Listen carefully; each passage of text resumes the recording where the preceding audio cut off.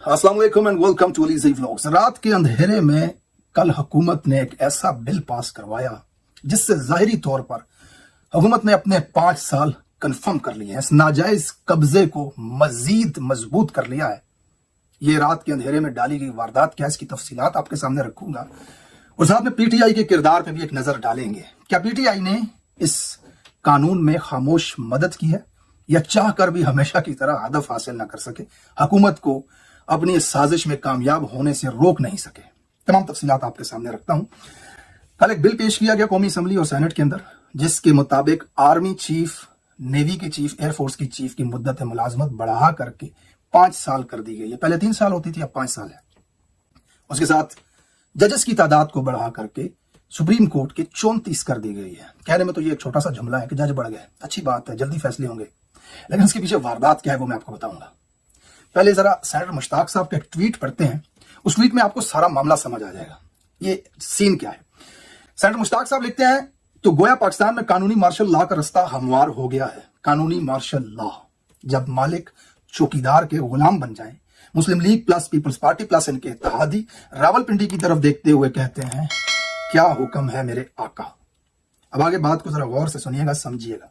Army chief की मुद्दत मुलाजमत की मयाद 5 साल करने का बिल कौमी असम्बली से पास कर दिया गया। मौजूद आर्मी चीफ की मुद्दत अब 29 नवंबर 2027 तक होगी और तोसी दोबारा तैनाती की सूरत में 29 नवंबर 2032 तक होगी।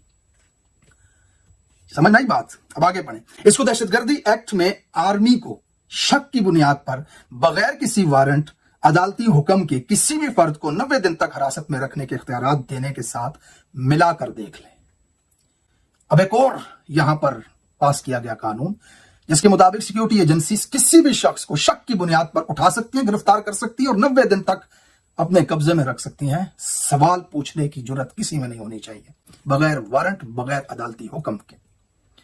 अब इस कानून को सिर्फ तहरीक इंसाफ के कारकुनान के तनाजुर में मत देखें कि वो मजामत कर रहे हैं इस निजाम की, उठाए जाएंगे या पकड़े जाएंगे। एक आम पाकिस्तानी की नजर से देखें।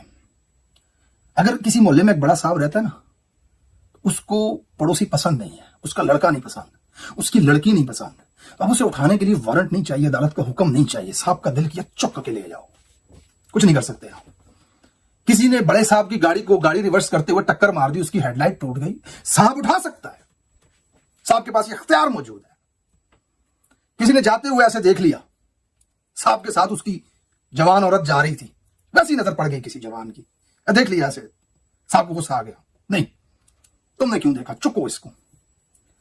तो ये आम पाकिस्तानियों के ऊपर किस तरह से लागू होगा, इस कानून का कितना मिसयूज किया जाएगा, गली गली, कूचा कूचा, मोहल्ले मोहल्ले के अंदर ताकतवर कैसे अपनी ताकत दिखाएगा, इसका अंदाजा आप लगा सकते हैं। आर्मी चीफ की तोसी कर दी गई, मौजूदा रजीम अपने पंजे कब्जे के गाड़ चुकी है पाकिस्तान के अंदर। सुप्रीम कोर्ट के जजेस की जो तादाद है उनको बढ़ाने के हवाले से बड़ी अहम इंटरेस्टिंग चीज यह है कि जनाब ये तादाद इसलिए नहीं बढ़ाई गई कि फैसले जल्दी हों, काम जल्दी निपटाया जाए, इसलिए बढ़ाई गई है कि अपने हम ख्याल जजेस सुप्रीम कोर्ट के अंदर लाए जाएं। यानी जब 34 जज होंगे तो हुकूमत अपनी मर्जी के जज उठा करके लाएगी ना सुप्रीम कोर्ट में, नए जितने भी आएंगे, तो वो कौन से आएंगे। ये तो एक दूसरे को फोन करके पूछ रहे हैं अपने बंदों को, तुम्हारा कोई चाचा वकील है, तुम्हारा कोई मामा वकील है तो हमारे से मीटिंग करवाओ, जज लगवाना है। तो जनाब ये सीन हो रहा है, आप सुप्रीम कोर्ट के अंदर अपनी मर्जी के फैसले लेने के लिए अपनी मर्जी के लोगों को आकर के यहां पर बिठाया जाएगा। अब यहां पर एक और चीज जो देखने में आई, वरीदा फारूकी जैसी पपेट सहाफी जिनको व्हाट्सएप पे मैसेज किया जाता है, नून लीग के मीडिया सेल ने एक ट्वीट किया, हिना परवेज भट्ट टाइप, उसके 3 मिनट बाद बगैर किसी कौमे डॉट को एडिट किए वरीदा ने भी आकर के चेप दिया, यानी कि ये वहीं से व्हाट्सएप लेती हैं। इन्होंने एक बड़ी अहम बात की, इन्होंने आर्मी चीफ की तोसी का ऐलान करते हुए नीचे लिखा, इमरान खान खत्म शुद्ध। ये बड़ी अहम बात है, इमरान खान को डायरेक्ट धमकी दे रही औरत काफी अरसे से, खत्म शुद्ध कहते हुए। लेकिन आज जिस अंदाज में इसने आर्मी चीफ की तोसी को जोड़ा इस सिलसिले में कि इमरान खान खत्म हो जाएगा आर्मी चीफ की तोसी से, ये बड़ी अलार्मिंग ट्वीट है। ये आकर के बयानियां बनाते हैं ना कि इमरान खान ने इदारे और लोगों के दरमियान नफरत पैदा कर दी। नफरत इमरान खान ने नहीं, नफरत इस तरह की आपकी पाली हुई जो है ना सहाफती तवाइफें, इन्होंने डाली है। अब जितने लोग इस ट्वीट को देख रहे हैं, इसको शेयर कर रहे हैं, व्हाट्सएप ग्रुप्स में भेज रहे हैं, तो उनको ये तमगा इम्तियाज आपके हाथ से गले में पहनाने वाली औरत की तरफ से पैगाम मिल रहा है कि आर्मी चीफ की तोसी की वजह से इमरान खान खत्म हो जाएगा। तो इनको पट्टा डालें, इनकी जबान के ऊपर लगाम डालें।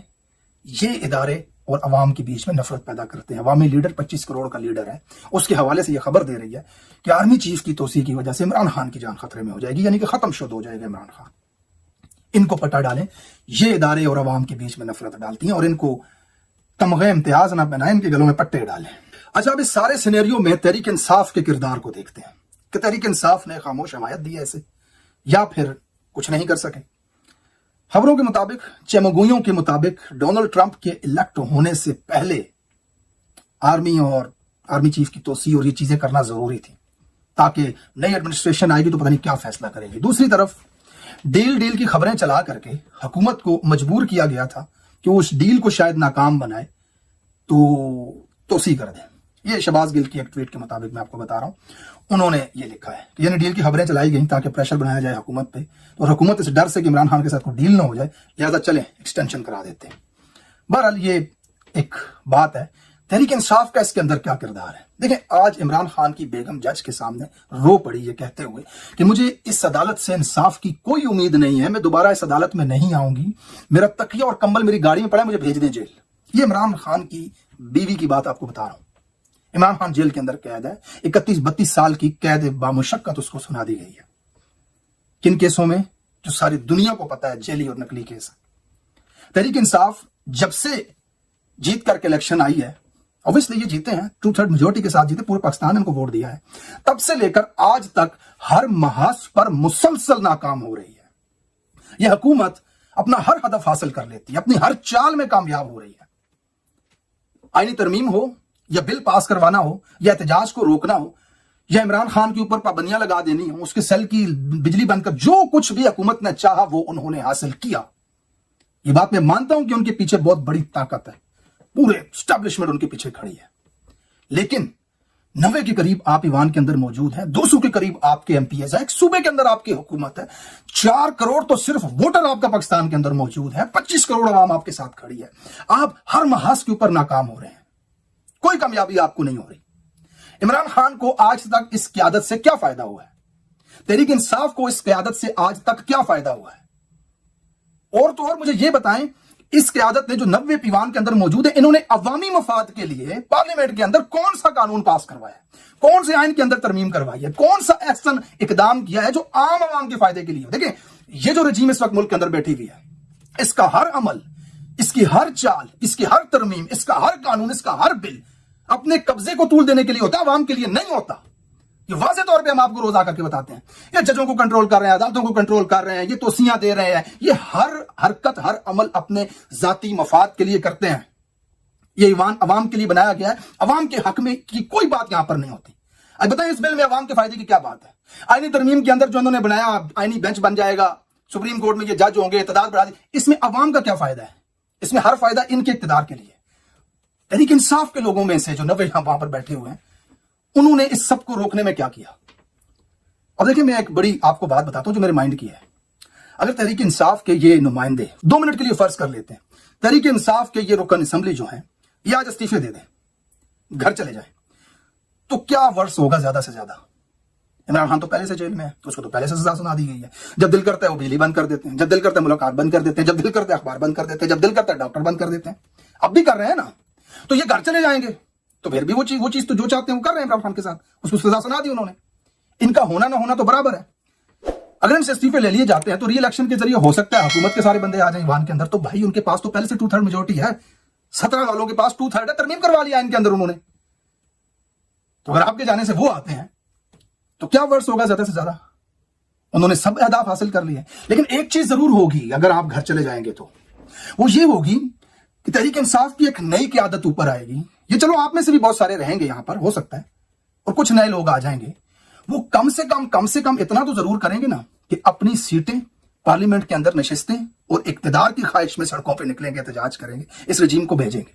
अभी तो आप कंफर्ट जोन के अंदर हैं, अभी आपको सरकारी गाड़ी मिली हुई है, सरकारी प्रोटोकॉल मिला हुआ है, सरकारी तनख्वाह मिलती है, असेंबली के अंदर जाकर के बैठते हैं आप, एमएनए हैं, अपोजिशन लीडर हैं आप, आपके भी के अंदर वजीर मुशीर हैं सारे, तो आपको क्या जरूरत है कंफर्ट जोन छोड़ने की? लिहाजा इन्हें अगर कंफर्ट जोन से निकाला जाए तो फिर कम से कम ये अपनी सीट के लिए, अपने ओहदे के लिए एहतजाज करेंगे या इस हुकूमत को घर भेजने की कोशिश करेंगे। ये मुझे लगता है, ये मेरी पर्सनल थॉट्स हैं, इसको आप तनकीद समझ सकते हैं, मेरा गुस्सा समझ सकते हैं, लेकिन ये हकीकत है कि मुझे लगता है कि अगर आप ईवान में ना होते ना तो फिर थोड़े ज्यादा हमें एग्रेसिव नजर आते, कम से कम अपने इक्तिदार की चक्कर में। अभी तो आप बिल्कुल खामोश हैं। बहरहाल इमरान खान साहब का बहुत अहम बयान यहां पर आया है, हम होप फिर भी नहीं छोड़ते, इसी लीडरशिप पे फिर भी उम्मीद करते हैं तनकीद के साथ। खान साहब का बयान था, उन्होंने इल्तिजा भी की, उन्होंने हुक्म भी दिया पूरी कौम को कि ये हमारे सर्वाइवल का सवाल है, आप निकलें सड़कों पर, आप एहतजाज करें। सलमान अकरम राजा ने ऐलान किया और उन्होंने कहा कि 9 तारीख को हम सवाबी में जलसा कर रहे हैं, उसके बाद हम एहतजाज का लाहे अमल देंगे। ये एहतजाज से पहले जलसे होते हैं मोमेंटम बनाने के लिए, लेकिन देखते हैं क्या तहरीक इंसाफ अब कोई फाइनल, जिसकी आवाजें आ रही हैं, जिसके बयानात ये दे रहे हैं, वो फाइनल एहतजाज की कॉल देती है या नहीं। लेकिन हालात इस तरह के हैं कि आज जब बैरिस्टर गौहर बाहर निकले तो उससे किसी सहाफी ने पूछा तो उससे बात ही नहीं हो रही थी, कांप रहा था, नाम ही नहीं लिया जा रहा था उससे। तो कुछ तो कहते हैं जी हमें पता ही नहीं था, मतलब अभी से 21 घंटे पहले की खबर मैं देख रहा था, गूगल पे सर्च कर रहा था, समा वगैरह इन न्यूज वेबसाइट ने दी हुई है कि आज बिल पेश होगा, लेकिन इनको नहीं पता था। तो दूसरी तरफ अली अमीन गंडापुर साहब के और आतिफ खान के वॉइस मैसेज लीक हो रहे हैं, एक दूसरे से लड़ रहे हैं वो व्हाट्सएप पे। एक कह रहा है कि मेरे ऊपर केसेस बना दिए, दूसरा कह रहा है कि जाके केसेस को फेस करो। आपस में लड़ाई हो रही है तहरीक इंसाफ वालों की, आए रोज इनके ऊपर तनकीद, एक दूसरे के पीछे पड़े होते हैं। एहतजाज का कोई लय अमल ही नहीं है, किसी किस्म का कोई रिलीफ इमरान खान के लिए, कारकुनान के लिए नहीं ले रही है। हुकूमत अपनी हर साजिश में, अपनी हर चाल में कामयाब हो रही है, इसको रोकने में नाकाम हो रहे हैं ये लोग।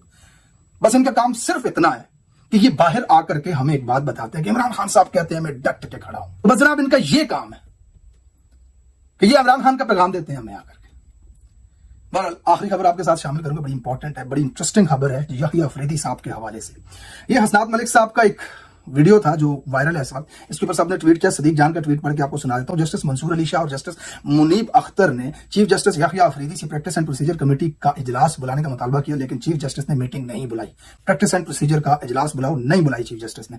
फिर 2 जजेस ने कमेटी इजलास बुला करके 26वीं आईनी तरमीम का केस 4 नवंबर को फुल कोर्ट में लगाने का फैसला किया, लेकिन रजिस्ट्रार ने इस फैसले पर अमल दरामद नहीं किया।